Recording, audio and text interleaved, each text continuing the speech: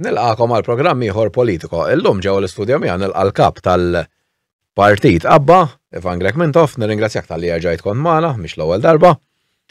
Mela. Nirringrazzja lilek, kemm nirringrazzja l Mario wkoll għal din l-isterina li intom għamiltulna.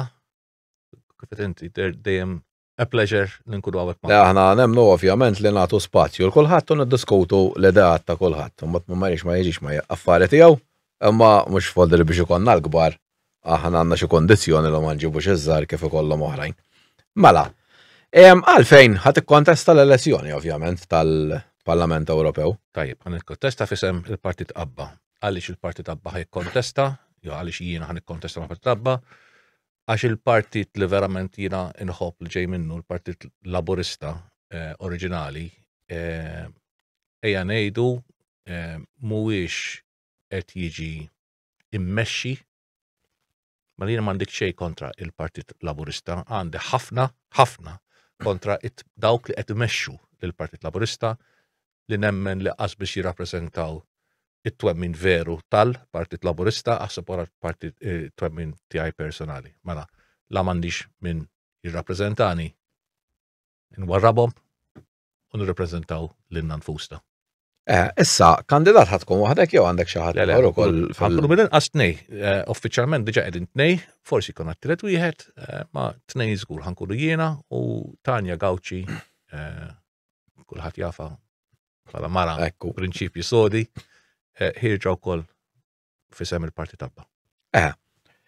Mela, ovvjament inti għandek pożizzjoni ċara tista' tgħid kristall fuq l-abort ilek mill-bidunet tikkampja u jittamlu protesti u tipparteċipaw fil-protesti li jkunu kontra l-abort. Għalfejn għażiltu din it-triq li tkunu kontra l-abort?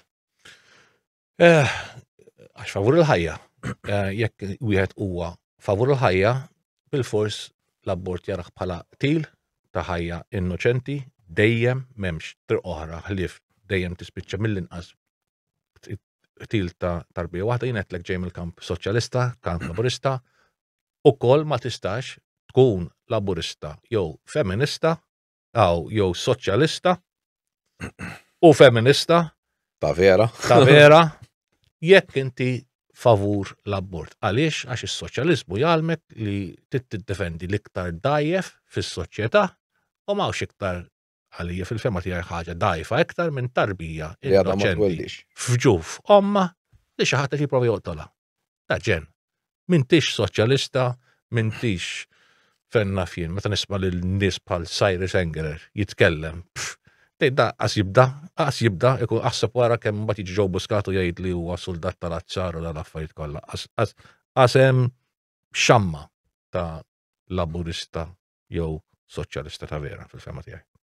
Mela, semmejt il-Cyrus Engerer u nixtieq li nuru klip issa ovvjament jagħmlu Mario. Għax daqqal. Jien onestament ma nafx bijadi, però jista' jkun se żbaljat jien. Però ma naħsibx. U daġu l-Parlament Ewropew voldi li da kemm jajru l-laburisti għax tagħmel il-ħsara ġol Ewropa Mezzola u Kaza u l-PN. Però da wieħed minn tagħhom issa. Da qal li f'Malta n-nisa jekk barra minn fuq kulħadd mara jkollha kanser u tkun pregnant, di m'għandix aċċess li speċi tieħu l-kura. Qabel ma narawha. Laqala Cyrus Engerer. Ara, f'din l-elezzjoni, jekk hawn xi ħaġa nieqsa hija il-verità. Jiena nemmen li speċjalment il-partit il-kbar bl-ADPD kollox mhumiex jgħidu n-nies il-verità. Qed jgħidu biss dak li n-nies jixtiequ jisimgħu biex imbagħad jivvotawlhom. Ma nafx hekk tifhimx. Pereżempju, ħantik eżempju wieħed malaj mbagħad niġu għal Cyrus. Ħadd ma qed jgħid xejn fuq l-immigrazzjoni. Inti smajt li xi ħadd jitkellem fuq l-immigration sissa fuq l-elezzjoni li jmiss. Jekk hawn xi ħadd li taffettwa lil Maltin u lill-Ewropa kollha ħalissa huwa l-immigration. Hawn kandidat wieħed qed jitkellem fuq l-immigration. Hawn kandidat wieħed qed jitkellem fuq l-ekonomija tal-pajjiż. Hawn kandidat wieħed qed jitkellem fuq il-ħu u tas-saħħa. Hawn xi ħadd qed jitkellem fuq il-NATO, hawn xi ħadd qed jitkellem fuq il-gwerer li qed isiru ħlief jgħajru lil xulxin ovvjament. Hawn nuqqas ta' verità f'dan f'din l-elezzjoni. Il-Partit Abba jitkellem fil-ġimgħat li ġejjin fuq il-verità li n-nies għandhom bżonn jisimgħu. Ħankun ċar, mhux dak li jixtiequ jisimgħu, imma dak li jeħtieġ jisimgħu. Li hemm pjanat. Jekk inti marit, u jien noqgħod li taf kemm tidher tajjeb u taf kemm dana, int ħadd tieħu pjaċir. Imma l-mument ħadd tieħu pjaċir. Ma jekk inti marit u ngħidlek isba' jeħtieġ li tieħu ħsieb saħħtek għax inkella ftit snin oħra ħadd tispiċċa bla drittijiet, ħadd tispiċċa bla abort, ħadd tispiċċa b'dawn l-affarijiet kollha. Dak li ħanejdu aħna, jiġifieri iktar nemnu li hemm ċans li n-nies jivvutaw għal kandidati serji mill-kandidati li jafu li qed jiktbulhom. Cyrus Engerer jittispiċċini ngħidha, qed ngħidu l-verità, huwa giddieb. Għax jekk inti tmur, għandna qasmajt dak li ħatejli inti, imma ħanejlek minn issa 99.9% qed jikdeb għax ma tistax tkun favur l-abort u tkun soċjalista, mela kif qed jirrappreżenta lis-soċjalisti da. Ma tistax inti abort għandu bżonnu persuna gay, għanibdaw minn hemmhekk. Alla għalfej l-iktar nies voċiferi għall-abort huma appuntu daw l-estremisti, mhux il-gay community. Le bla dobi differenti. L-estremisti bħal Cyrus, bħal Silvan, bħal Fenna fina. Daw kollha li qed jippuxxjaw l-abort. Inti għax biex jaffettwak l-abort. Imma waqt qed tipprova twaqqaf lili għax raġel nitkellem fuq l-abort. Skużani, ħanisimgħu dak li ħanisimgħu l-klip. U mbagħad niftħu fuq iktar. Woman number 4. When I went for my scan, I found I had cancer. In Malta, you cannot get therapy if pregnant. According to law, I should have sacrificed my life for the fetus's life and leave my children orphaned. Woman number 10. I don't remember much of that night. He hit me so hard I was unconscious. I woke up without any clothes on me. Mara 26, irrispettivament minn ċirkostanzi, minkejja li t-tarbija ma staċtajx, sfurzawni inkun qabar għal 9 xhur. Mara 28, kelli nqatta l-iktar lejl tal-biża u ta' solitudni waħdi f'kamra f'lukanda. Women 38, I was in fact a hero who saved a life. I saved my own life. All these women have names. But if they speak, it means 3 years imprisonment for their crime to survive in my country, Malta.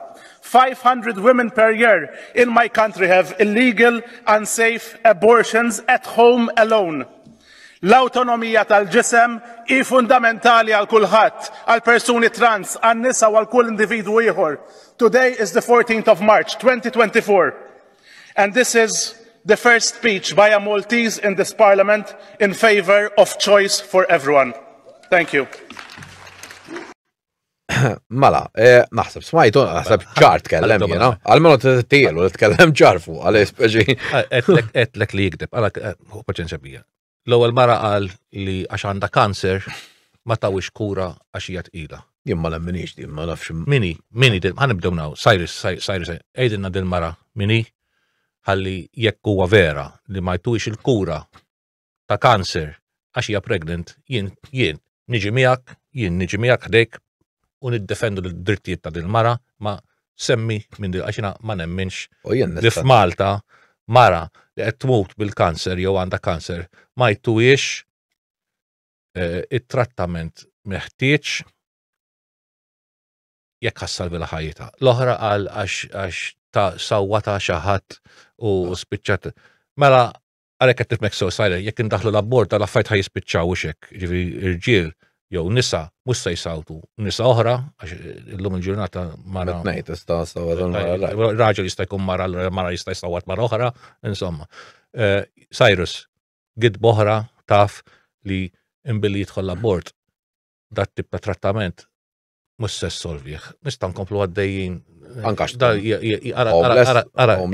Xi fjakkizmu ta' argumenti qed noħorġu bihom biex bil-fors indaħlu l-abbord għax dak huwa l-pjan tiegħu. Le, mhux hekk, nistenna.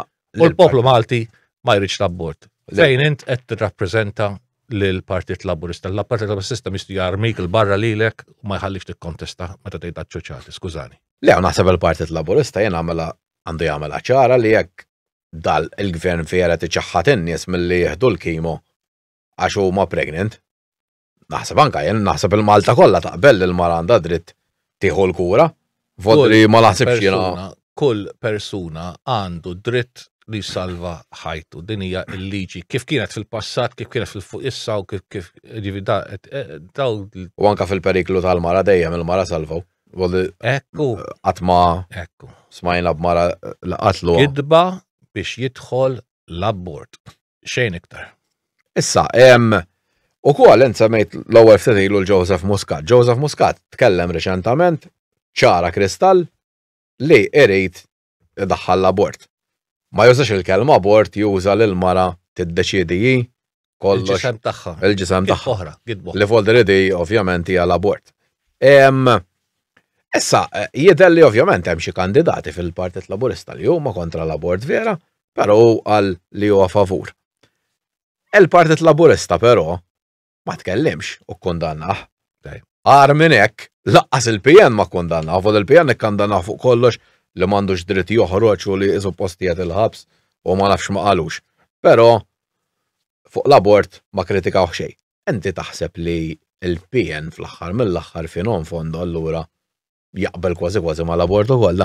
Mela, jekk hija ħaġa ċara hija li l-Partit Laburista fil-preżent taħt it-tmexxija ta' Robert Abela jew ta' Joseph Muscat ma nafux għax punt li forsi ma semmejtx inti huwa dan. Joe Muscat f'dik il-speech li għamel tinsiex li Alex Agius Saliba jiġġielet jivvota kontra l-abort. Jiġi Joe Muscat u waqt ir-rally ta' Alex jitkellem li jrid idaħħal l-abort. Bobbi felle, lej, Alex, wara qal jien xorta kontra l-abort. Tajjeb, jien ma spajtix dik biex. Tajjeb. Imma l-speech ta' Joe Muscat ma kondannax. Inti favur, jekk jiena kontra l-abort, tikkondanna kull speech li huwa favur l-abort. Imma alla jbirek dakinhar Joe Muscat iddikjara fl-10 snin li ġejjin tal-Partit Laburista jeħtieġ li anka ndaħlu l-abort full. Ek għala. U l-eutanazja u koll. Kienem bitċoħra zit wara fuq li jinn niddeċidi fuq ġismi mux insomma semma affarijiet oħrajn. Ma l-issa Joe Muscat il-kap tal-Partit Laburista jiddeċidi fl-10 snin li ġejjin il-Partit Laburista x'se jagħmel x'ma jagħmelx. Ma nafu. Jien ovvjament Joe Muscat li ħalċaruton l-atlaq li l-est li anka joqtol l-nepotijiet tiegħu. Jekk hemm bżonn, għal jekk it-tifla tiegħi toħroġ tqila għaliex jien għandi ma ngħinniex biex tagħmel l-abort, mela raħ joqtol lin-nepotijiet tiegħu. Dan mhuwiex laburizmu, dan mhuwiex soċjaliżmu, dan huwa direzzjoni anti-soċjalista, minn tofjan sejħ li trid li jiena ma ovvjament niċtu illi ċħattu. Però għalhekk hemm bżonn partit bħal partit qabba għal dawk il-laburisti. Il-laburisti stantom għażla. Mela jew ħajjivvotaw għal kandidati bħal Cyrus Sengerer jekk joħroġ Joe Muscat eccetera eccetera li jridu idaħlu liġijiet kontra t-twemmin tagħhom stess. Jew jgħidu isma' daw aħna ma jirrappreżentawniex. Hemm partiti bħal partit qabba li jirrappreżentaw l-istess twemmin li jappreżentaw aħna u aħna għal din l-elezzjoni ħan nivvotaw għal dawn il-kandidati li jirrappreżentaw l-istess twemmin tagħna. Laqgħet infissifna fuq l-abort. Iskiet għax da s-sanna l-Joseph Muscat għal Roberta Mezzola titkellem favur, Cyrus Sengerer. Kulħadd. Mezzola. Dik Malti u xetlek jina f'din l-elezzjoni ħlif gideb ħlif m'għandniex verità. M'għandniex verità. Però aktar minn hekk. Iskiet tal-Knisja Kattolika jinkwitak. Suppost aħna pajjiż suppost Kristjan. Però donnu l-isqof jikkritika skont min jgħid li hu favur l-abort. Jekk jgħid partit li ma jogħġbux. Alla ħares. Importanti distingu nerġaw jekk ma importax inti semmejt il-Knisja Kattolika. Hemm differenza f'moħħi bejn il-Knisja Kattolika u l-Kurja li tmexxi ir-rajja biex niftim u n-naċ. Il-maġġoranza tan-naċ huma kontra immaġina ta' jekk inti tidħol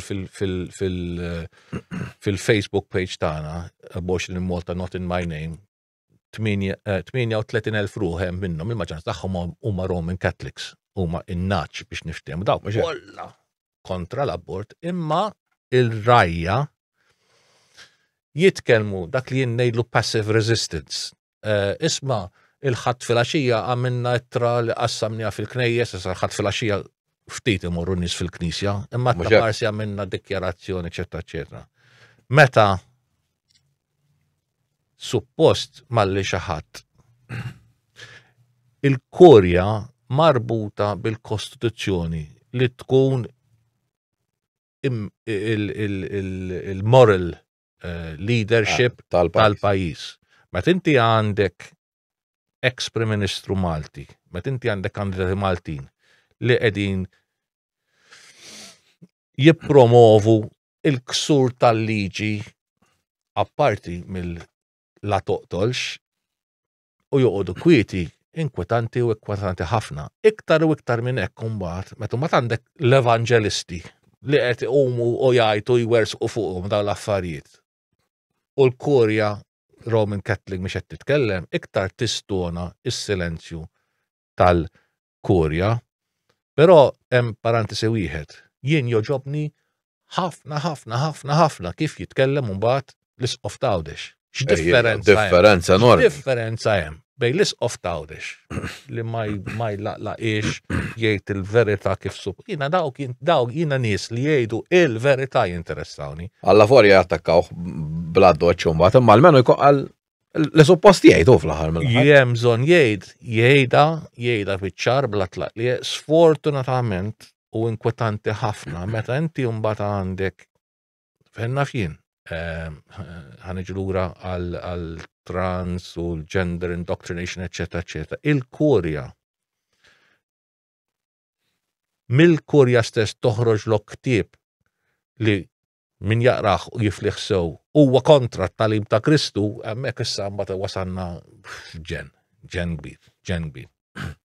Issa, ukoll naħseb konna tkellimna anke għall-programm ieħor. Il-Korea mhux il-Korea tkun tħarġet il-ktieb ta' il-drakma eċetera joħorġu l-ktieb. Imma mbagħad l-isqof ikun preżenti waqt il-dak u jentaqa' ma l-isqof jekk qed imur kontra t-talim tal-Knisja wejjes.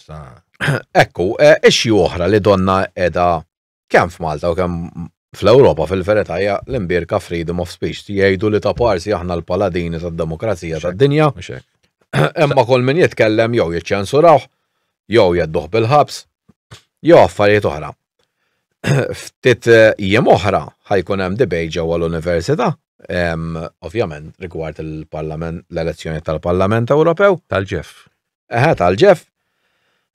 Kombinazzjoni, u jaħallejt komment, ovvjament ma rrispondewx fuqu tagħhom għax da li tistieden lill-Labour Party u lill-PN, hemm Arnold Cassola tal-Partit Volt u l-ADPD.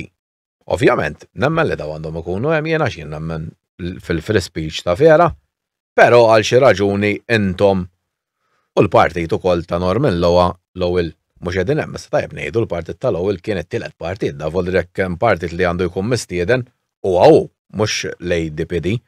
Jekk iridu ta' parsi jsibu l-iskuża tal-ispeċi ħajimxu skont il-partiti kemm ġabu voti. Inti temmen fil-verità daw jemnu suppost li da grupp li qiegħed biex for a more United Europe. Federal, iġifieri demokrazija United ma jaqbilx mi jaqas biss iġibu. Waqt kont titkellem kont nfittex fuq il-mobile tiegħi stess. Jien hawnhekk għandi SMSs u kelli diversi conversations u diversi diskussjonijiet ma' ċertu Julian Vella hija il-kbira tal-ġef. Jiena l-ġimgħa l-oħra ċempiltilha lil Julian Vella u saqsejtek l-isma' għaliex ħadd għamlu debate fl-università. Il-bennina tal-freedom of speech u freedom u suppost il-bennina Għara kif spiċċatu koll università f'Malta u koll taħt dal-wokismu u ġennati. U ta' tesmalix il-partit qabba. Għalix meta minna r-riċerka tagħna ma sibniex li kelkom kandidati. Aġġornati, ma l-aġġornati sew daw. La ċempilna. Għat li le fittixna fuq il-Facebook. Ismaħħa il-raġunament tal-istudenti tal-università. Jillek, għatla, imma ma nafx, kiku saqstejtu l-Electoral Commission, min huma il-partiti kollha li jistaw reġistrati. Ikkontattajtu għon waħda u saqsejtuna jekk għandix kandidati. L-inna ma saqsejtunix żgur. Imma fittixna fuq il-Facebook. Itla ma lax jekk ma niktbux fuq il-Facebook ma nix kandidati. Etla u bħalma semmejt inti semmejt il-Norman Lowell. Norman Lowell ilu snin jikkandida. Mux jekk il-rabba. Allora kif? Għat tismaħna għat namlu l-iktar mod demokratiku, għat l-iktar mod apert, l-iktar l-istidinna nis, għat stidinna ta' tajjeb, mela kem stidintu nis? Għat ħajkonna 7. Lama memx 7 partiti għet jieħdu sem. Għat li le, 2 mill-Labor, 2 mill-Partit Laborista, ADPD, Volt, u Arnold Cassola. Ta' Arnold Cassola mux kandidat. Għanibdu minna għek. Merħba, Arnold Cassola u jalla jkunem l-oħrajn u koll independenti. Etla mela daw stidintu għom u 2. Doppji. Biex ikollhom iktar ħin. L-inna ma stidintnix għax ma sibtux fuq Facebook. Etna l-kissa. Aħna għanna 2 kandidati u għandkom ħin biex tirranġaw l-affarijiet. Le, s-sazilni, għatla, minn meta bdejtu tażlu. Għalti, inta minn menta u bdejna samma ħafna ċoċati. Ħabbaddati. Fi klim qasir. Għalti sanċempillek l-ura u naħseb battilat li ta' messaċ, gentle reminder, jgħat appunta. Ma' importanti, ma' ta' t-speċa ċempilli u sejra nil-labu dill-loba. 15 oħra ħassir dill-imbirka. Din għed t-sogra namlu mandat ta' inibazzjoni bil-qorti, jekk kitretek, namlu hekk mhux problema lina, aħna għandna dritt daqs ħadd ieħor nidru. Għata għandha ċans tirranġa l-affarijiet. Ċarament din hemm diskriminazzjoni ċarissima. Kif partit wieħed ikollu 2 u 2 u wieħed u l-oħrajn ma jidrux. Mela jekk għandek 2, neħħi wieħed, neħħi l-ieħor, stiden l-inna, stiden il-Norman, għalija, jinxupportani mux problema għalija, kullħat għandu dritt jitkellem, unkunu wieħed minn kull mela. Meta inti taf, etnejlek jiena, għanna kandidati, inna li għednija, issa mis-sajf l-għadda. Ħajkonna kandidati. L-għol għal-20 sena? Mela di skuza u gidba, għetnejla minn għawek, gidba li jintom ma kontux. Norman zgur kontu tafu biħ. Mux jgħak ma jafux bħat, Malta kolla ta' jek ma taqbilx, jek ma taqbilx mal-femi tijaw, ma jfessix li mandux dritt jitkellem ta' dika demokrasija titlob li jitkellem, l-ewwel tisimaw, unbat l-argument jak tattakka, bieħotelek ma naqbilx miak eccetera. Anka fl-università, mela fil-partiti, fl-elezzjonijiet, fil-medja, f'kollox, fil-xol maċċevik, kollox, memx verita, il-verita miex tinstema qed jippruvaw biss nies bħal Cyrus jgħidu fuq l-abbort biex inti tisma' aġenda waħda u la tivvota għall-aġenda u l-inna ma tivvotanix meta aħna naqblu magħkom. Mela, jekk tkunu eletti fil-Parlament Ewropew, ovvjament hemm partiti differenti fil-Parlament Ewropew, intom ma li maħat intafaw, u xin ir-raġuni għalfej tintafaw maħħom, ovvjament? Tajb, ħafna. Għana diġa edin ma' gruppi u f'mod uffiċjali ma' l-ECPM, European Christian Political Movement, għaliex aħna partit Kristjan nemnu li il-partit il-gbar fallew. Mela, fil-Parlament Ewropew fil-preżent u fid-dinja fil-preżent hemm ġlieda f'stadju politiku bejn dawk li jħobbu il-libertinaċ, il-jien namel li rrid ġisbi namel li rrid meta biex kollox ibbażat fuq il-gida. U mbagħad għandek in-nies li huma spiritwali, il-ħsieb spiritwali u l-ħsieb u ma jgħidu liberali maqqas huwa liberali, libertinaġġ, srenat. Fil-Parlament Ewropew hemm dawk li huma liberali bħal Cyrus u bħal sħabu li jridu l-imbarazz kollu li aħna ma nemmnux fih u jiena nemmen li huwa imbarazz u għandi dritt ngħid li huwa imbarazz u huma aħna għandna ċertu valuri abbażati fuq twemmin spiritwali iva bla biża ngħidu jien naf il-dritt tal-ħajja, id-dritt fenna fien tal-freedom of speech, anka jekk noffendik, anka jekk inti toffendini lili. Da men teddit ta' mewt. Ma jekk inti lili toffendini ma jimpurtanix għandek dritt u defendi dritt tiegħek li toffendini jekk hemm bżonn, imma basta tgħid il-verità. Għax jekk inti lili tgħidli ma tistax tgħidha dik, ma tistax tgħidha dik, ma tistax tgħidha dik, għalhekk ma se tisma' l-argument tiegħi u dak huwa ċensura u bojkot u ma nafxiex. Aħna qegħdin ma dak il-grupp li nemnu li hemm bżonn bidla fil-Parlament Ewropew minn dal-imbarazz tal-eutanasja u ara, huma jridu irda, iridu gwerra, iridu mewt, iridu semmi, u aħna rridu ħajja, aħna rridu ngħixu, aħna ma rridux gwerra, ma rridux irridu paċi, irridu stabilità, fenna fien, irridu tolleranza, huma ma jridux tolleranza. U l-clash kbira li hemm fil-preżent hija appuntu li nemmen jiena li dawn aħna lesti li ħalluhom jitkellmu jgħidu li jridu. Huma ma jridux ħallu ara xin tolleranza aħseb wara daw x'se jagħmlu fil-5 snin li ġejjin f'Malta. Bil-fors nidħlu fi gwerra, bil-fors qed jiksru kull liġi inkluż il-Kostituzzjoni. Il-Partit Laburista u l-Partit Nazzjonalista fil-Parlament fil-preżent qed jagħmlu ftehim wara ftehim wara ftehim bejnietom biex Malta iva mhux tidħol fin-NATO diġà daħlet. Mhux tidħol fl-EU Force, diġà l-EU Force hija l-embryon fuq xiex se jissa jibbażaw l-EU Army. Hemm soldati Maltin diġà ħadu sem in military missions. Naf għax jien għandni kemm ġej minn Brussell, kellimt nies mill-NATO, kellimt nies bil-EU Force, għandi bil-miktub li soldati Maltin fil-preżent qegħdin jiġu komandati minn commanders barranin as Maltin. Fi gwerer taħat ieħor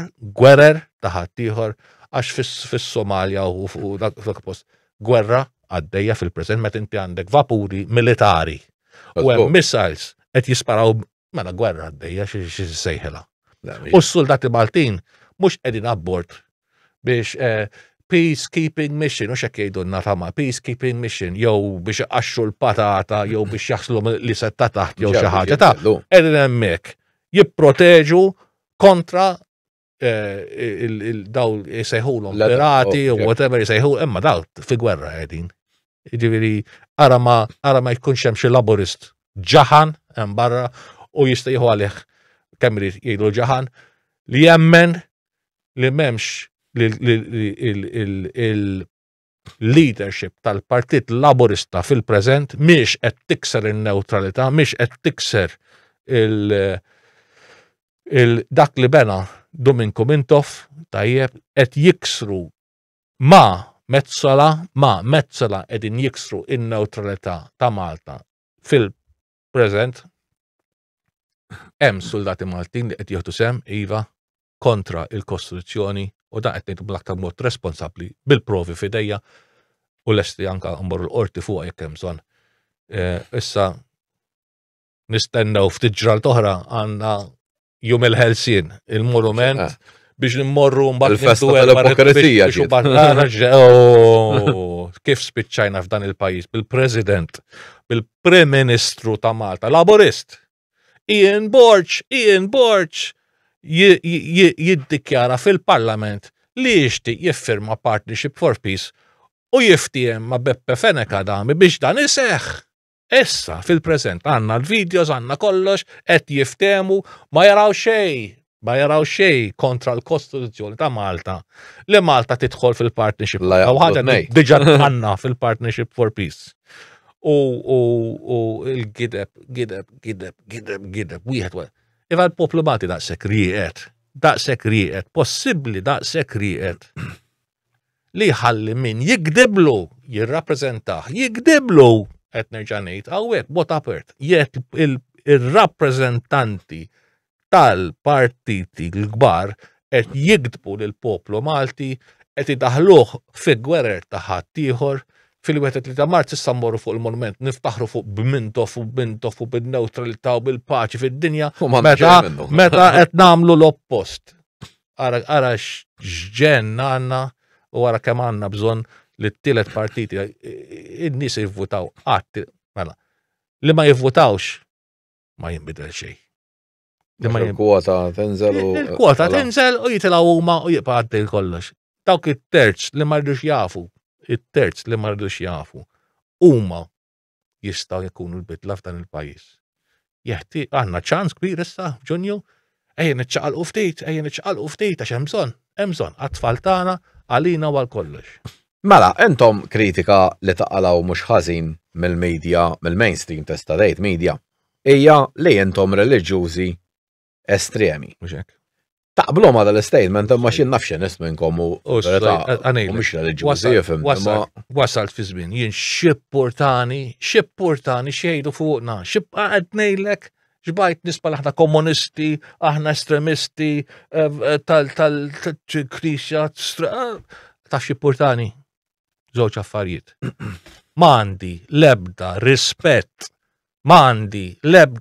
la l-Prim Ministru ta' Malta iktar, la l-kap tal-Oppożizzjoni, la daw kollha li jikdbunna, da m'għandi zero rispett għalihom, għaliex m'għandix rispett, mhux l-ebda mod bħala individwi, għax mhumiex, qed jikdbunna u f'wiċċna. Il-Prim Ministru ta' Malta m'għadux Joe Muscat wera fiċ-ċar li l-Prim Ministru ta' Malta m'għadux imexxiju f'Malta.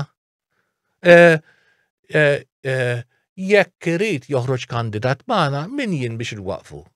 Skużi jekk usieħbek bħalma qed tgħid, missek tgħidlu oħroġ ħalli iġġibinna 40,000 vot ieħor. Ieħor jekk iridu noħroġ imma il-partit issa rid jiddeċiedi. Dan ħafna gideb. Ovvja li għandkom clash tremenda bejnietkom. U intom self-serving biss, mintom xed taħsbu fin-nies. Għax kieku qed taħseb fin-nies oħroġ. Jekk il-nies iridni noħroġ, ma noħroġ, x'qed tistenna? Jew di kollha parti mill-ġlieda interna bejnietkom. Għax wieħed għandu fuq liħor qed nsaqsina. Daw x'għand x'qed iwaqfuhom daw. Kieku jiġi xi ħadd ta' statura, ta' serjetà kbira. U jgħid l-isma' jiena nixtieq noħroġ mal-Partit Abba. Oħroġ, ejja, ninkoraġġik biex toħroġ magħna. Daw minflok joqgħdu jilagħbu dal. Kollu bażat fuq il-gideb. Skużi jekk inti Muscat trid l-abort, Robert Abela mistu jgħidlek isma' itlaq lil barra minn hawn għax il-Partit Laburista ma jemminx fl-abort u diġà wett li min jiġi hawn biex jipprova jdaħħal jillegalizza l-abort ħajsib li kontrih. Minflok dal-ħafna.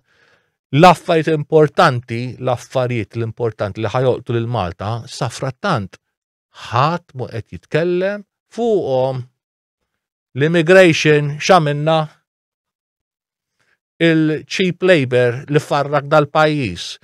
Iż-żar li ma jistax jaffordjaw dar u familja u li qed jitilqu mill-pajjiż. Il-fertility rate tal-pajjiż li qed tonqos. Il-fertility l-ar xedin nagħmlu min qed jaħdem għal Malta, min qed jaħdem għal Maltin, kulħadd jaħdem għalih innifsu dal-rappreżentanti tagħna. Cyrus qed jaħdem għal Maltin. Missu Cyrus jgħid isma' l-poplu Malti qed jonqos. Għandna bżonn iktar trabi mhux inqas trabi.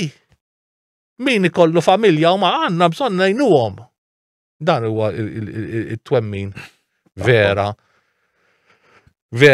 tal-Partit Abba irid iktar ħajja mhux iktar mewt, iktar serenità mhux iktar ġlied, iktar paċi mhux iktar flus u ma ninsewx. Meta Mezzola ħalli ma nsemmix il-Macron, imma meta Mezzola tgħidilna li tixtieq iktar gwerra, Zgura xie, għal-eċċa rotont li rridu nirbħu Russja bil- Li ju armi, il-Maltin, minn fej? Il-Maltin, għajta ħadd ma qed isemmija. L-PP, il-grupp li Mezzola era fih, iridu li konna armata Maltija imħalsa mill-istati. Mela, mux tal-li daħlu l-Malta. L-armata tal-Maltin itħalsu għal-jom, daw l-affarijiet. Issa billi ikonna issa rappresentant tal-Partit Nazzjonalista ħansemmi wieħed fuq Peter Aġus. Jiena nirrispetta ħafna Peter Aġus. Jena u bravu. Imma s-sambelli jitla u jmur jirrappreżent u jitkellem fuq il-bidja u ma tajjeb. Imma jekk jitla Peter u jmur fl-PP li trid li Malta tħallas għall-armata. Ex jiswa l-Malta? Jispiċċa ħafna drabi kollu jivvota kontra. Imma ħajivvota kontra jew ħajivvota magħhom. Għax il-partit mela għalfej qed din l-elezzjoni ħatkun elezzjoni importanti. Jew ħadd tivvota għal kontinwità u l-kontinwità l-hemm qiegħda, l-isfel qiegħda fl-Ewropa. Jew ħadd tivvota bħalma qed jiġri issa f'pajjiżi oħrajn. Għal dawk li jajruna extreme right, li maħniex extreme right, imma jridu l-ewwel Malta, l-ewwel il-Maltin, l-ewwel it-trabi tagħna, x'importani jekk barra minn Malta, aħna ma rridux l-abbord f'Malta, aħna rridu paċi fil-Mediterran, aħna rridu dawn l-affarijiet. Mela jew ħadd ivvota għall-iktar imbarazz fil-fema tiegħi u iktar dbatija f'dal pajjiż u dal-aħħar 10 snin ħlif dbatija ma rajniex f'dan il-pajjiż biex inbilli jgħidu. Jew inkella titxaħat li jisma' jgħidlek isma' mhux kulħadd dieħu ħireġ minn dal-pajjiż kif irid u dan free borders, għax ġobbu skaċ irid. Free borders, iktar free borders, mela l-iskejjel tagħna qed isofru, l-isparijiet qed isofru. Fil-fatt il-Ministru tas-Saħħa qal iridu sptar ieħor. Mela, jiena qed ngħid l-ewwel il-Maltin, il-Maltin. Hemm mezz demokratiku bħalma għamlu fl-Isle of Man, li l-Isle of Man il-gvern jiddeċidi kemm irid work permits, mhux residence permits, work permits. L-ewwel naraw kemm hawn xogħol għall-Maltin. Jekk għandna bżonn nurses, jekk għandna bżonn, u ma tindaħluhom fuq work permit li ddum 4 snin, 5 snin, imma mbagħad jekk għandna dan mhux jibqgħu hawnhekk. U anke l-pagi lew tal-lokal lek. Mela għandna bżonn nieħdu ħsieb aħna nġibu mela jew ħajkonna partiti bħal ADPD li moħħhom fuq jekk barra jkun raġel mara dan u l-abbort u l-abbort għax jisimma hekk qed tgħidha il-kap tagħhom. Sandra Gawdi personali bħala partit forsi le hemm personali. Mela ġrid oħra bejniethom. Aħna tal-inqas uniti. Taqblu għal No to abortion. Taqsek barra. Mela jew ħajkonna iktar nisla. Jew ħajkonna partit bħal partit qabba li jieħu ħsieb il-Maltin l-ewwel u jekk għandna ftehim mal-Ewropa li jekk tara l-Ascension Treaty, jekk tara il-kuntratt li aħna firmajna meta tħanna fl-Ewropa, tara li aħna għandna miktub Article 35 tal-ftehim li aħna għandna bejna u bejn l-Ewropa, tgħidlek li Malta is a neutral country. Mela Roberta Mezzola u l-oħra l-leader tagħha miġdun aktar minna qed tipprova ddaħħalna fi gwerra il-Ġermaniża nsejt x'isma' Ursula. Iridu mhux jiksru id-newtralità tagħna, iridu jżommu in-newtralità għax għandu biftejn bil-miktub. Tajjeb. U f'dak il-ftehim hemm miktub ukoll li kull ħaġa li għandha x'taqsam man-newtralità mal-gwerer u ma dal-affarijiet kollha irid ikun unanimous decision fil-Kummissjoni Ewropea. In accordance għax din issa importanti mhux għall-newtralità biss, għal kollox, għal kull ftehim ieħor li Malta għandha. In accordance with their respective constitutional requirements. Jiġifieri bil-miktub. Meta aħna tħanna fl-Ewropa, l-Ewropa aċċettat in accordance to our constitutional requirements. Mela qed jgħidu li l-Kostituzzjoni ta' Malta hija ikbar mill-liġijiet tagħhom. Għaliex? Għax il-liġijiet tagħhom, il-regulations u da kollha, iridu jkunu trattati, iridu jkunu in accordance to our constitution. Mela di l-aqwa, u għalhekk aħna ngħidu li fil-Kostituzzjoni ta' Malta hemm Malta is the constitution is the supreme law of the land. There shall be no other law above it. La tal-Europa, la tal-ħu, la ta' xej. U any law so pretending is automatically void. Hemm miktub. U daw maċċettaw li il-Kostituzzjoni kollox irid ikun in accordance with our constitution. Mela hija jkollna partit fil-Parlament Ewropew li ħajġilet għad-drittijiet tagħna kontra l-imbarazz tal-ħu, kontra il-freedom of movement, freedom of religion, il-libertajiet kollha li kellna. Kollha jittieħdu. Qed jittieħdu u qed inċiċċebeq il-partit il-kbar għandhom din il-liġi u ma jużawiex. Aħna lesti nużaw, aħna lesti mmur l-Ewropa ngħidu sbaħi. Intom ftemtu magħna bil-miktub li l-Kostituzzjoni hija l-ikbar liġi. Issa toqgħodx tippretendi dik mhix automatically void, automatic għandna ftehim magħkom. Aħna partit abba determinati niddefendu il-ħajjiet tal-Maltin għax il-popolazzjoni ta' Malta qed tonqos mhux qed tikber, mela l-ewwel ħaġa li għandna bżonn nagħmlu din hija l-verità li jkollna aktar trabi Maltin. It-tieni ħaġa dawn il-liġijiet li ma jgħoddux għal Maltin u li l-Maltin ma jriduhomx, intom se ddaħluhom f'pajjiż, araw x'se tagħmlu intom, aħna ftehemna fuq dan, issa jew ħażombu għal ftehim, jew jekk intom ħattiksru l-ftehim magħna, issa intom ksirtuh ħija mhux aħna ksirtuh u m'għandniex għalfejn ħallsu aħna. Għalajt, mela kif fimtek ovvjament naħseb hija ċara l-idea tagħkom. Inti ovvjament ma la tidher li kontra armata tal-EU. Le. U li tidħol Malta fin-NATO. Le. Minix, ħana kruċari, minix kontra li l-Unjoni Ewropea ikolla armata, affarija l-Unjoni Ewropea. Affarija. Jekk hija mhix kuntenta, diġà għandha n-NATO ħaniftehmu. Imma jekk hija mhix kuntenta u tkollha armata tagħha, affarija. Imma n-neutralità ta' Malta trid tonoraħ għax aħna ktibna bil-miktub li trid tonoraħ. Ġifieri inti għamel li trid biex tiddefendi pajjiżek u sewwa tagħmel. Tgħidla allura Malta ma tiddefendix ruħha ħanejlek. Malta qiegħda hemm differenza bejn in-neutralità u id-defense. In-neutralità hija li inti ma tħallix min jużak fi gwerer ta' ħaddieħor.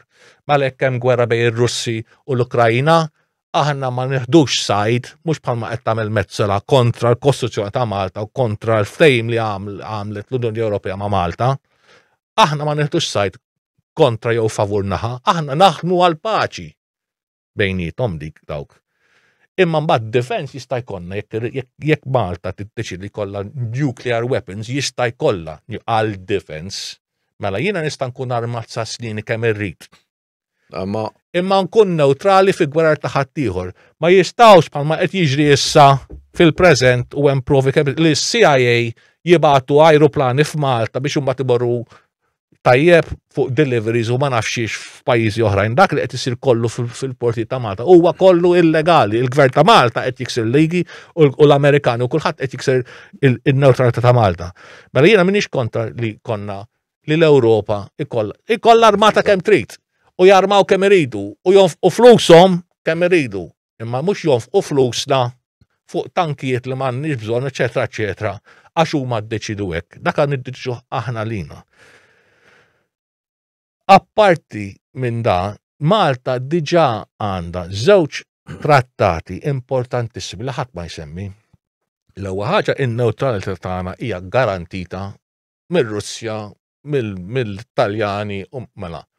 Jekk ir-Russja qatt tattakka l-Malta fil-preżent, aħna nista' nsejħu skont in-neutrality clause l-Italjani biex jiġi jiddefenduna. Għaspejjeż tagħhom hekk hemm miktub, mhux tagħna. Mhux aħna nofqu huma jridu jiġu jiddefenduna. Għax daħħalna l-Italja, automatically daħħalna n-NATO warajhom kollha kemm. Mela diġà issa bil-kontrarju, jekk it-Taljani jew whatever jiddeċidu jivvadu lil Malta, nista' nsejħu lir-Russi għax aħna naftejn. Ejjew għaspejjeż tagħkom. U daw jiġu u ovvjament qed titkellmu fuq ir-Russja biex qed titkellmu fuq Gozo United tajjeb ħankunu serji sawek. U nafu ir-Russja issa x'qed tagħmel bin-NATO x'tefat u x'ma tefatlhomx. Issa apparti minn dak il-ftehim tan-neutralità hemm ukoll il-Lisbon Treaty, l-iktar trattat moqżis li imma hemmx waħda tajba, hemm artiklu waħda tajba f'tal-trattat misħut li jekk pajjiż tal-Istat Ewropew, a European state, is attacked, all other states have to defend at their expense.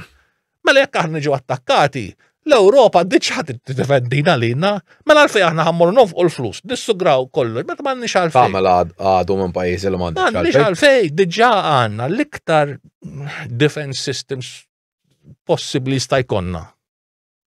Ħlief li jekk aħna mmorru nieħdu sajd, ħankunu automatically l-għadu, u jekk hawn pajjiż fl-Ewropa dajjef, huwa Malta, mela jien għalfejn ħammur nsir għadu ta' xi ħadd ieħor meta m'għandix għalfejn. Le, ma jaħsbu xejn qiegħda u kfejn. Għalfejn il-politikanti tagħna li għandna hemmhekk lil mezzo l-oħrajn mhumiex le jeħtieġ ma jeħtieġ xejn mhux vera. Intom qed tipprova tdaħħluna fi-gwerra ta' ħadd ieħor biex aħna nofqu flusna fuq biex noqtlu r-Russi, mela jien ir-Russi x'qatt tagħmlu lili. Le, mhux hekk. L-Ukrajni x'qatt tagħmlu lili. Għalfejn għandi bżonn nieħu sajts magħhom m'għandix għalfejn. Naħdem biex ikollhom paċi f'pajjiżhom għax hekk. Sta jissolva kollox. Mela jien mhux kontra jkun hemm EU Army, kontra li permezz tal-EU Army ikissru il-neutralità u l-ftehim li huma għandhom magħna. Jirrispettawna kemm iridu u jagħmlu li jridu. All right, issa jekk tkunu fl-EU, għax inti semmejt topic ovvjament li huwa importanti ħafna l-Ewropa l-immigrazzjoni. Iva. Jekk tkunu fl-EU ħataħdmu li lej l-Ewropa tinqata l-immigrazzjoni illegali u morru għal model kif forsi jaħdem l-Awstralja. Jekk għandna bżonn daw X amount of workers, inġibuhom u nkunu nafu li ġejjin b'kondizzjonijiet tajbin u mhux ikissru il-pagi u l-kondizzjonijiet tan-nies tal-lokal. Kif ġara hawnhekk? Għalhekk fimtek sew għax naħseb jien għamilt li żewġ domandi f'waħda. Għax inti saqsejtni, jekk inkunu fl-Ewropa, inwaqfux l-immigrazzjoni lejn l-Ewropa jew lejn illegali lejn l-Ewropa. Le. Mela, aħna nemmnu bħala partit li l-immigrazzjoni illegali li qed issir fil-preżent appuntu qed issir għax l-Unjoni Ewropea qed toħloqha. Għax hemm foreign policy ħażin. Mela. Ilna nisimgħu naħseb ilna nisimgħu 20 sena. Fil-2013 malli tal-Muscat, ftakar li kellna dik kemm inna fl-EU. Migration Summit u ma nafx kemm il-miljuni nefqu dawk in-nies kont tiftakar u ma sar xejn. U n-nies baqgħu jmutu kollox eċetera eċetera. Mela, l-immigration li qed isir illegali huwa frott ta' żbalji kbar li qed tieħu l-Unjoni Ewropea innifisha. Jiena naħseb li iktar irrid nikkonċentra fuq Malta li nwaqfu l-immigrazzjoni illegali ġewwa Malta. Jien Malta tinteressani wara kollox. Jiena dawk li huma legali wkoll. Irrid niftihem sew. F'Malta nista' noħolqu sistema fej ma jkollniex open borders għax l-ikbar illegal immigration li qed jidħol f'Malta għax aħna m'għandniex secure borders. Mela, jekk aħna noħolqu sistema bħal m'għandhom l-Awstralja, bħal m'għandhom l-Amerika, bil-visas, eċetera, eċetera, u iva tista' ssir legalment fil-President. L-Awstralja għandha kart ma mhux bil-jgħidu ma tistax issir, tista' ssir l-Isle of Man, ħaneġri l-Isle of Man li kienet parti mill-EU tawhom derega biex issir mela la taw għalilhom. Ħanitolbu aħna, mela nitolbu xejn iktar. Mela, jien interessani li nipproteġu lil Malta, ħanibdew minn Malta. Vis-à-vis l-immigration li qed isir fl-Ewropa, ħadd instabana astonata, ma hemm raġuni nixtieq tifhmu. Jekk l-Ewropa tinfaqa bl-illegal immigration u l-Ewropa tħallas iktar flus biex tieħu ħsiebhom milli qed tagħmel fil-preżent bil-beħ tal-armi li qed jikkaġuna dak l-immigration. Ma nafx hekk qed le, għat nifhem fejn. Il-Ġermanja, Franza, l-Italja, dawk kollha qed jaqilgħu biljuni kbar b'armamenti u għalhekk iridu li armi ħalli jonfqu iktar, ħalli jkun hemm money laundering u kollox għaddej biex għatta forsi donfqu fuq l-armamenti u Malta tonfoq iktar fuq l-armament ħalli huma jagħmlu iktar flus, ħalli jżommu n-navies u d-dry docks tagħhom u tankijiet u ma nafx għaddejjin bix-xogħol. Tajjeb, mela. Daw qed jagħmlu l-biljuni, daw qed jgħidu imma jekk aħna neqirdu l-immigration, mhux se nagħmlu dawn il-miljuni. Il-min ħanbijaw l-armi, jekk ma nbijawx l-Ukrajna, jekk ma nbijawx l-Palestinja, whatever, tajjeb. Mela, jekk l-Ewropa tinfaqa u jekk pereżempju qed iqomulhom l-immigranti 100 biljun fis-sena, imma mill-armamenti qed jagħmlu 30 biljun, jgħidu ħoj, għawek qed nonfqu iktar. Forsi hemmhekk u mbagħad jibda l-Ewropa ikollha policy diċenti fuq l-illegal immigration, imma jiena nemmen li dan huwa monstru li ħoloq l-Unjoni Ewropea innifsu, dal-illegal immigration qed isir għal ġo l-Ewropa, mhux għal ġo Malta. Mhux hekk. Malta niddefendu ħaħna billi konna l-istess policies li għandhom il-Isle of Man. Dan l-immigration huwa monstru, self-feeding monster biex huma jagħmlu iktar flus permezz tal-armamenti. Jalla l-Unjoni Ewropea tinfaqa l-illegal immigrants, ħalli forsi jagħmlu xi ħaġa biex ma jkunux xawtaw l-luf ta' mwiet u kollox fis-sena. Nispera li fil-qera naħseb minn irid jifhem tiftijem Voldiri. Għax intbija ilhom 20 sena qatt parsi ħajamlu xi ħaġa. Le jitmalħu bin-nies u għaliex għax qed jagħmlu flus minn dan il-biċċa din l-illegal immigration qed jagħmlu flus kbar, qed jagħmlu skjavitu, qed jagħmlu nisa jinbijaw u kollox. Da missi jitkellem fuq tal-affarijiet, missi jitkellem Cyrus Engerer fuq l-illegal immigration li għaddej bħalissa. Fuq dak it-tfal kollha li jispiċċaw il-tima bla ġenituri bla kollox għax hemm interessi finanzjarji għaddejjin. Fil-fatt anke aktar ċertu NGOs finanzjati mill-pajjiż il-kbar, Voldiri. Kollox huwa business. Dal-business jeħtieġ jinqeret għax jiena kontra l-illegal immigration. Ġada traffikanti. Imma biex jinqeret nemmen jiena l-Ewropa trid tinfaqa u toħroġ iktar flus milli qed iddaħħal. Mela, Ivan, l-aħħar messaġġ għalfejn nies għandhom jivvotaw lilek u l-partit tagħhom. Mela, hawnhekk għandi 4 punti jiena xtaqt insemmi. Min irid xi ħadd fl-Ewropa li jrid jiġġieled għal Malta l-ewwel, li jrid neutralità u mhux iktar gwerer. Li jrid sovranità ġifieri li aħna niddeċidu. Li nkunu ħielsa u bla gwerer, il-partit qabba għalhekk tiel hemmhekk. Dawk huma first and foremost. Il-partit l-oħrajn, Partit Nazzjonalista, Partit Laburista, ADPD, kollha ċedewhom id-drittijiet tal-Maltin kollha ċedewhom. U aħna rridu nbidlu dik is-sitwazzjoni. Dak huwa l-ewwel punt. It-tieni punt huwa aħna rridu niġġieldu mhux biss għas-sovranità u l-affarijiet kollha irridu ġildu għad-drittijiet tagħna. Id-dritt tagħna li ngħixu kif irridu, ngħidu kif irridu, nitolbu kif irridu, nieħdu mediċina kif irridu, dak aħna irridu insommu. Il-partit l-oħrajn ċedewhom kollha. Aħna rridu ngħidu le. Għandna dritt, it is a human right, mhux imbilli, per eżempju, il-Parlament Ewropew irid jagħmel l-abort til a right. Il-fuq mill-Unjoni Ewropea hemm il-United Nations. U l-United Nations għandhom il-human rights, mela għandek il-European rights, imma il-human rights, il-rights tal-individwu, l-ewwel wieħed fuq net. Everyone has a right to life. Anka dik it-tarbija għandha dritt tal-ħajma. Li sembilli inti tdaħlu liġi li tgħid l-abort huwa right. Meta mhuwiex għax huwa qtil. imma ma għandek liġi iktar superjura minna li tgħidlek mela aħna rridu id-drittijiet tagħna. It-tielet punt huwa sempliċi għall-aħħar biex tifmu imma l-iktar wieħed li għadhom ma femux in-nies u baqgħanna ftit ġimgħat biss u jeħtieġ li jifhmu da. No vote, no change. No vote, jiġifieri għandek ħafna laburisti, mhux se nivvota biex intihom messaġġ. Kull ma tagħmel minflok għandek kwota hekk, għandek kwota hekk, u jekk daw ħajkunu laboristi u nazzjonisti biss. Ħajibbilanċjaw iġwuġin. Ħajerġgħu jitilgħu bella jien qed nagħmel mhux se nivvota biex nagħmel protesta lil partit tiegħi. Imma l-partit tiegħi ħerġa' jitla' u jagħmel l-istess affarijiet li qed nivvota kontrihom, li mhux qed nivvota. Bla sens.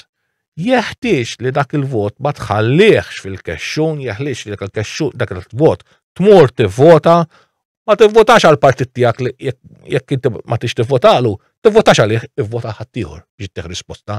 Il-bija jekk inti ma tivvotax mhux qed ittieħ risposta qed tgħidlu mexxi, kompli, għamel dak li qed tagħmel inti. Dak huwa it-tielet punt u r-raba' punt huwa jorbot da kollu flimkien, jorbot li Malta sovrana u Malta tiddeċiedi, jorbot id-drittijiet tiegħek u jorbot il-risposta lil partit tiegħek jekk inti biex kuntil tiegħek huwa sempliċi waħda. Kun il-bidla li inti trid. Trid bidla, inti tivvota għal bidla. M'hemmx triq oħra, jeħtieġ tivvota għal nies bħalna li naqblu miegħek. Aħna jien ġej mill-kamp laburista. Minu laburist?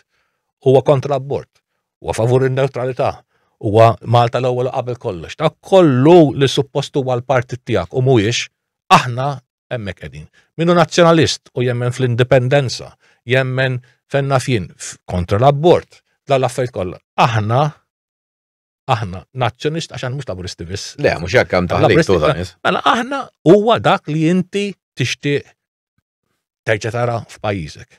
Vota abba, vota partit abba. Evan, nirringrazzjak tal-li kont magħna, ħarġu diversi temi li huma importanti biex in-nies ikunu jistgħu jivvotaw b'mod għaqli. Nawguralek ukoll għall-elezzjoni u nerġgħu hopefully nintaqgħu. Napprezza l-istedina tagħkom u tax-xogħol siwi li intom qegħdin tagħmlu. Verament. Nippruvaw nagħmlu l-aħjar. Nirringrazzja t-telespettaturi tal-li kienu magħna llejla u ħeġġixkom tkunu magħna l-ġimgħa d-dieħla. Grazzi ħafna.